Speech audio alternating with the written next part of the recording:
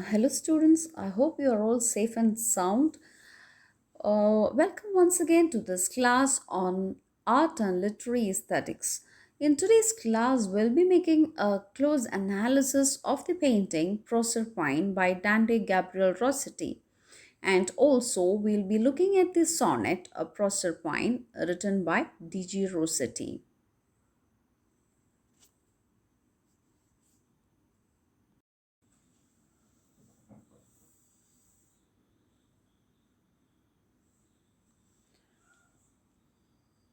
Before going to make the analysis of the painting Proserpina, let's see the four steps involved in art criticism: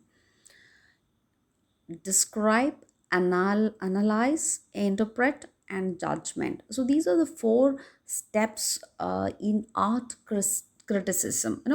When we see a painting, when we see a work of art, we should do these. We should take these four steps. One is describe what things are in the painting. Think of the things like clothing, environment, what are the objects that you find there. Describe what you see.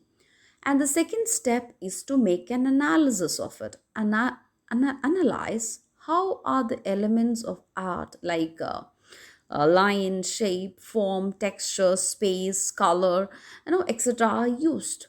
How are the principles of unity, pattern, rhythm, variety, emphasize, and proportion are used? After making an analysis, you can make an interpretation of that painting. What is the artist trying to say to you? What is going on in the picture or artwork? What does it represent? You can interpret the painting. And the final step is to make an evaluation and a judgment on that. What do I think about this work of art? What do I think about this painting? Do I like it? Why or why not? You are just making a judgment of that painting or work of art.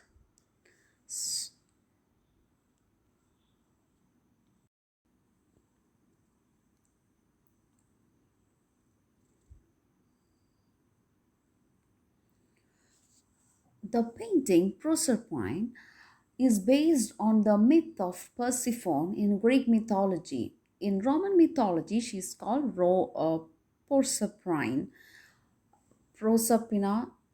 There are different versions of this name, and you can listen to the video on the myth of Persephone, myth of Proserpina, to know more about the story behind this painting. So, to give you a gist, she is a daughter of Zeus and Demeter in Greek mythology, and when we come to Roman mythology, that is Jupiter and Ceres. She is abducted into the underworld by Pluto, and Ceres went searching for her daughter, and finally, she got a chance to visit the earth for 6 months a year. You know, uh, Actually, this myth of Proserpina is a basis for spring seasons. It's a myth based on springtime. Coming to the painting, we find two aspects in the painting. Actually, this Proserpina, she's a dual personality, you can say. She's not a single person. On the planet Earth, she is the lover of Adonai. She's the daughter of Ceres, and in the underworld, she's the queen of underworld. She's married to Pluto, the ruler of the underworld. So on this planet Earth, she's the goddess of spring. In the underworld, she's a queen of the underworld. She's an innocent maiden, chaste wife in the underworld, but at the same time she's an experienced lover on the planet Earth. She's an imagined ideal versus let down of reality. Actually, when we look closer to this story of Persephone, we find that she's bound to her husband and only allowed to be free for a certain part of the year. Much like DG Rossetti and Jane Morris, who was a model for Proserpina. We need to look into the life of DG Rossetti to make a close analysis of this painting. When we look at his life, we find that this particular woman who modeled for this painting, that is Jane Morris, wife of his friend William Morris. He also was a painter and a poet, DG Rossetti's contemporary.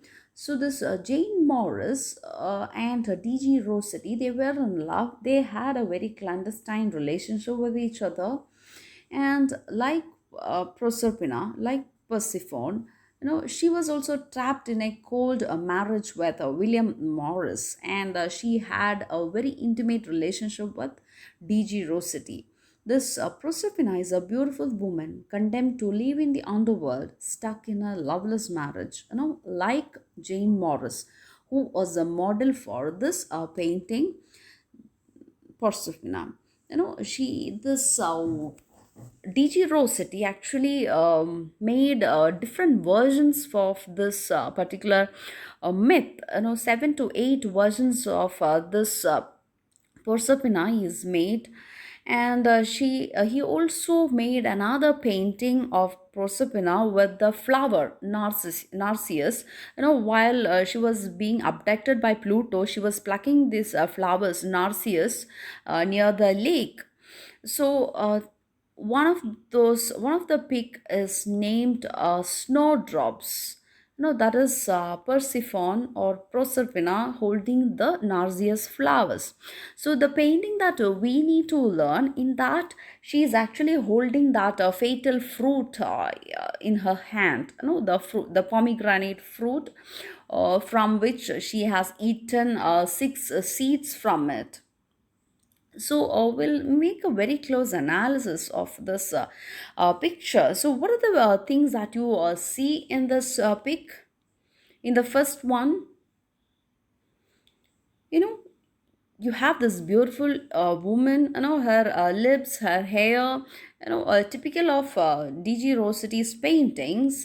She's a typical Victorian woman. Actually, please listen to the video on DG Rossetti as well, so you will get to know the kind of painting that he brings out. Very sensual, very with giving importance to minute details and so on. So here we find this pomegranate fruit on in her hand. There is this incense burner there. Do you see that? So an attribute it's actually, it symbolizes that she's a goddess, an attribute to that. And you can see the ivy grown on the background. So that actually symbolizes the clinging memory, the lingering thought, that she's immersed in thought. If you look at the face, we feel that she's actually immersed in thought. She's looking at the opening from which the light is falling. So just there is this from some inlet, light is falling, it's there in the background. So it's actually in the story, based on the story, the light is from earth, and maybe there is a small opening, an inlet from which the light falls onto the world. And from where she looks at that inlet very with regret, with despair, w- in a vain manner. She's looking at that, and maybe she's longing for her lover Adonai, like Jane Morris, who is longing for her lover DG Rossetti. She's longing for her lover. And this, you find this light on the background, and the rich drapery, rich clothing. So you can make a make a very close analysis of this. This Gabriel Dante Rossetti himself talked about this painting as as something very a painting which is very sensual. Rossetti wrote about Proserpine and he says, she's represented in a gloomy corridor of her palace with the fatal fruit in her hand. And as she passes, a gleam strikes on the wall behind her from some inlet, which is suddenly opened, and admitting for a moment the sight of this upper world. And she gets a glance of it, and she glances furtively towards it, immersed in thought. And maybe she's thinking about her lover. The incense burner stands beside her as the attribute of a goddess, and you can see the ivy branch growing in the background, symbolizing the clinging memory, the longing, lingering uh, thing that is in her mind. So this is the beautiful work. Beautiful painting on Proserpina by DG Rossetti. So after actually, as I have told you, there are different versions of this painting, and this is the eighth version.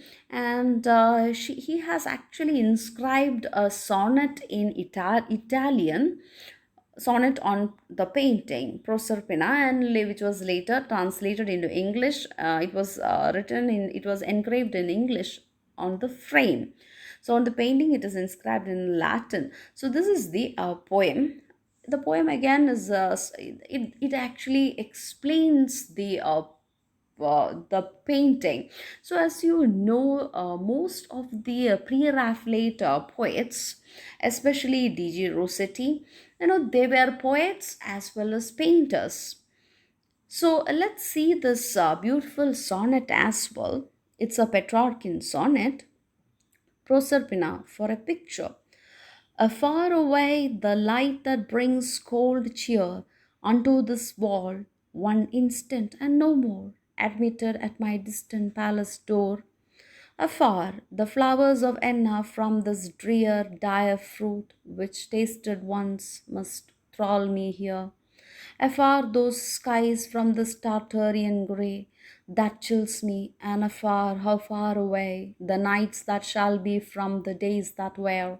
Afar from mine own self I seem, and wing strange ways in thought, and listen for a sign, and still some heart unto some soul that pine, whose sounds mine inner sense is vain to bring continually together, murmuring, woe's me for thee, unhappy Proserpine. So, in this sonnet, Proserpine is lamenting her condition.